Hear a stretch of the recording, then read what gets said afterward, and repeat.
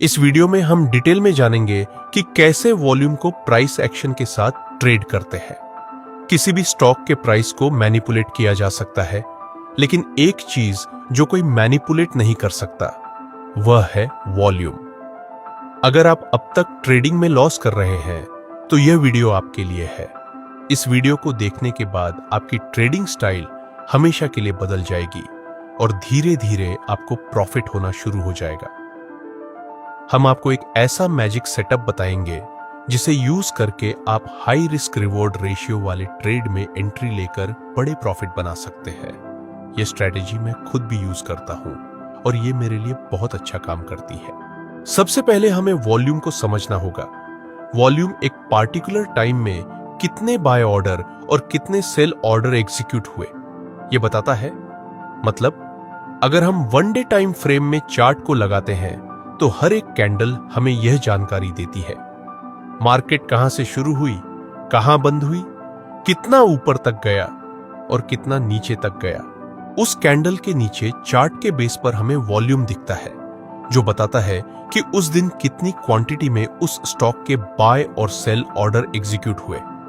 आपको पता है कि मार्केट में बाय और सेल एग्जीक्यूटेड ऑर्डर्स बराबर होते हैं। फॉर एग्जाम्पल, अगर किसी दिन 122 क्वांटिटी में बाय ऑर्डर लगे लेकिन सिर्फ 100 क्वांटिटी में सेल ऑर्डर लगे तो इस सिचुएशन में 100 क्वांटिटी ही एग्जीक्यूट होंगी। बाकी बचे बायर्स की 22 क्वांटिटी बची रह जाएगी। यहां पर बायर्स की 100 क्वांटिटी और सेलर्स की 100 क्वांटिटी का मतलब है कि उस दिन टोटल वॉल्यूम 100 होगी। जब कभी भी चार्ट्स पर हमें ज्यादा वॉल्यूम दिखे, यानी कि वॉल्यूम बार की हाइट नॉर्मल वॉल्यूम बार से थोड़ी ज्यादा हो, इसका मतलब होता है कि उस स्टॉक में उस पर्टिकुलर टाइम में ज्यादा बाय और सेल ऑर्डर्स एग्जीक्यूट हुए हैं। लेकिन हमें सिर्फ हाई वॉल्यूम देखकर ट्रेड एंट्री नहीं लेनी है। हमें देखनी होंगी ये कंफर्मेशन ट्रेड से पहले। प्राइस स्ट्रॉन्ग अप ट्रेंड में हो। स्ट्रॉन्ग अप ट्रेंड मतलब हायर हाई बनाते हुए ऊपर की ओर जा रही हो। चार्ट पर कंटिन्यूअस पैटर्न होना चाहिए, जैसे असेंडिंग ट्रायंगल या फ्लैग एंड पोल पैटर्न। बहुत सारे ट्रेडर्स रैंडमली चार्ट पैटर्न्स को ट्रेड करते हैं और लॉस कर बैठते हैं क्योंकि उन्हें यह नहीं पता होता कि किस पैटर्न को किस सिचुएशन में ट्रेड करना है। ब्रेकआउट कैंडल की हाई को प्राइस तोड़े तभी एंट्री लेनी है। ब्रेकआउट से पहले वॉल्यूम डिसेंडिंग ऑर्डर में होना चाहिए, यानी पहले बड़ी वॉल्यूम बार फिर धीरे धीरे छोटी होती जाए और ब्रेकआउट कैंडल की वॉल्यूम बार प्रीवियस बार से ज्यादा बड़ी हो।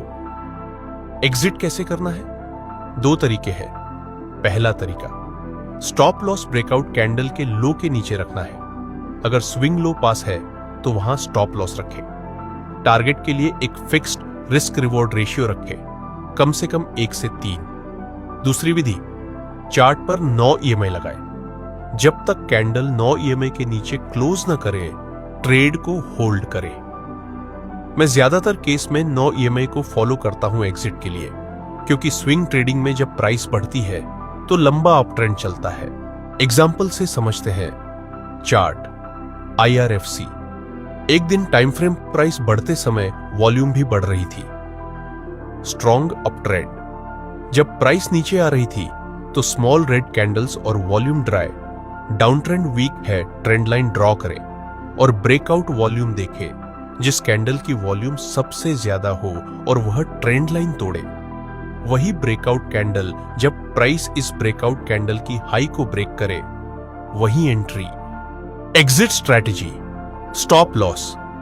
ब्रेकआउट कैंडल का लो टारगेट 1 से 3 रिस्क रिवॉर्ड, या जब तक कैंडल 9 EMI के नीचे क्लोज न करे।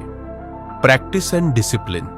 इस स्ट्रेटेजी को पहले डेमो ट्रेडिंग या पेपर ट्रेडिंग में यूज करें। जब आप इसमें कंफर्टेबल हो जाएं, तभी रियल ट्रेडिंग में अप्लाई करें।